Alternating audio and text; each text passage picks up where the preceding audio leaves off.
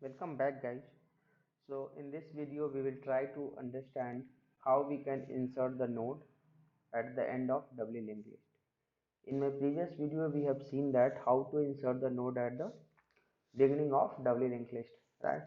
Only one small suggestion is when you are going through the video, please make sure that you are following the sequence. Otherwise, a lot of concept which I have been covered in my earlier video, you might not be able to understand. Okay, and I might be using some of the reference which I have already covered. So to insert the data in the, let's say, in the doubly linked list, what I will do is I'll create one doubly linked list, okay, which has some data, and then in the same doubly linked list we will try to insert the record at the end of node. So let us draw doubly linked list first. So this is the head of the doubly linked list. Head is nothing but the dummy node which I have already explained in my previous video, and this is the tail node, right? So this is tail, this is head node, and head previous is pointing to null, tail next is pointing to null. Okay, now head next is pointing to very first node, and very first node previous is pointing to head. Similarly, the first node next is pointing to tail, and tail previous is pointing to the first node. And every node has a three section, right? Node is nothing but it's an object. So when it is object, object will have the address. So if you look at guys here, the head is also it's an object, right? And this head object has a address of, assume that it has address is equal to 100, this guy address is equal to 200, because all node is object, and when you have object you will have address in the memory, and this guy has a 300.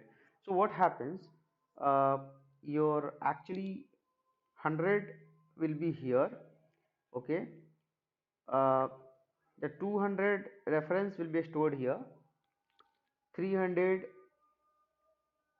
is going to be here, and 200 address is going to be here. That's how, in memory one object will go to the next object and again come back to the previous object based on the address which has been stored in the object, right? So this is the typical representations of your doubly linked list. So guys, in memory how this will work. So in memory, assume that this is your head node, big node, okay. So what happens in the memory, your next will point to this object which has address is equal to 200. It has a data, right? Your data will be, let's say, 10, and then your previous will point to null in the memory. See, whatever arrow mark I have explained here, that is just for the representation purpose, okay. And your very first node when you design, when in the memory, because these nodes will be scattered, okay, it will not be together. So here let's say data will be 30. Now here what is next? So here next there will be a address.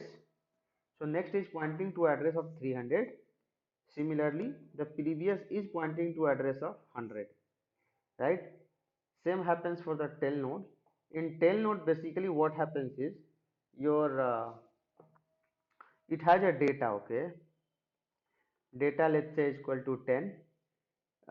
Next is pointing to null, and previous is pointing to object which has address is equal to 100. So that's how if you'll perform any operation on this tail object, or let's say the node, like one object or the head object, that's how you can go to the previous object and next object. It's not because of arrow mark, okay, understood? Because when you do here, on this object, particular object, when you do dot get next, so next will try to get you the object which has address is equal to 300. When you do previous object, which means it will try to get you the object which has address is equal to 100. That's how it works guys, right? Now we have to insert at the end of doubly linked list. So how we can achieve that? Okay, so let me erase first. Okay, sorry. Let me not erase completely. What I will do is I will erase only the area which we don't need. Okay, so just 1 second, guys.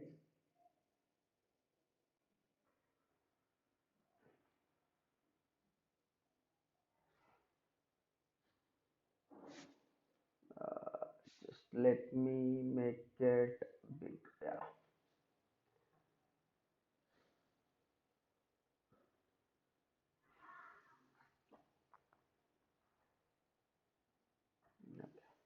Okay, so now to insert what we will do. Okay, if I have to write a logic to insert a data in the doubly linked list at the end, how I should approach that? Very simple, guys. I'll write one method. Inside the method I will create one object always, cll node, sorry, dll node, it's not a cll, doubly linked list node. And let's say I will write new, right, and then I will try to insert that. So I'll write new dll node, right? And here what I will write, I will write a data, like the data which you need to insert, and then what should be the previous, right? What I should do the previous. So I have to insert at the end of the doubly linked list, right? So your previous should be tail, your previous should be tail. So comma, you write here tail. And what should be the next? So your next should be tail dot get next. Okay, this should be the logic you should write. So why, guys, tail and tail dot next? Because this is your previous, and when you say tail dot get next, that is your next, which means null, because you have to always insert at the end of the doubly linked list. But guys, one thing here, if I will write a logic like this, then there will be a problem. The problem is, whatever node I am going to insert, that will be the last node, and tail will not be the last node. But I don't want to disturb my tail node. I always want to keep this dummy tail node at the end, so that I will have a reference, right? So you should not write like that, right? You should not write like that. So this, you do not do that. Usually you tend to write like this, but do not do that. Okay, the reason being is I always want to keep head as my first and tail is my last. It's just a dummy node, right? But we have to insert at the end of doubly linked list, right? So why this dummy node is required? As I said, this will help you to insert the data. This will also help you to keep the track of end node and starting node. So what we should do? We should do is simple way. The same thing. I'm not going to change any logic anymore. Only the thing what we have to do, that is we have to write like this: DLL node, okay, new node. So basically, if I have to explain here, guys, assume that this is your new node, right? So by logic, what you should do here, if you think your this node next should cut from here, right? And your this node next should point here, correct? And your this should previous should point here, right? Similarly, the new node next should point here, and this guy tail dot previous should point here, and both the connections should get removed, right? These both connections should go off, right? And that's how it should work. That's how we should think of logic. Which means, guys, if you look at what we are trying to do, that is we are, so this new node next, the new node next is nothing but tail node, and the new node previous is nothing but one node before the tail node, right? One node before the tail node. Got it? That's how connection I have created, because this is the new node. Assume that this is the new node. So new node previous is one node before the tail node. So write like this. So new node, let's say, is equal to new DLL node, and here you write data, and then previous here I have to write. So what I can do, I can write here tail dot get prev, right, which will give you this node always, comma, next should point to tail, right? So here you write tail. If you write like this, 100% this logic will work, right? Now after this, so after this what happened when you write like this? Basically, what are the connections will get created? Your this connection will get created, your this connections will get created. But what about this guy and this guy, right? These two is pending. So for that we should write a code. We should write here new node, whatever new node, dot get next, right? Dot get next, you reached here, dot set prev, set previous is equal to new node, right? So when you do like that, basically what happened, your this connection got created, right? Now what is pending now? Only this guy is pending, nothing else is pending, only this guy is pending. So to do that, what we can do, same thing, we can write here in simple way, new node dot get previous, I came here, dot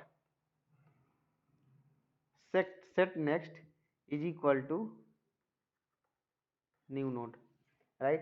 If you'll just write this three line of logic, if you'll write this just three line of logic, you will be always insert the node at the end of doubly linked list, okay? Because every time what happens is, when you pass your data tail dot get pre and tail, basically when you pass like this, you will always get the reference of one node before the tail node and the tail node, and your data will always get inserted before tail. Understood, right? If you have any doubt, please do a practice of this code and you will get the answer. Okay, you try to visualize this and 100% you will understand.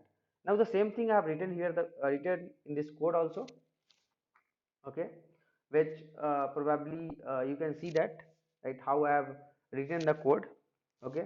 So maybe here I have written tail dot set prev is equal to new node, but whatever I have explained in this diagram, that will also work fine. This all depends on how do you visualize when you write the code. Now in the next video we will see that how we can insert the node at given position in doubly linked list. Thank you guys, thank you for watching this.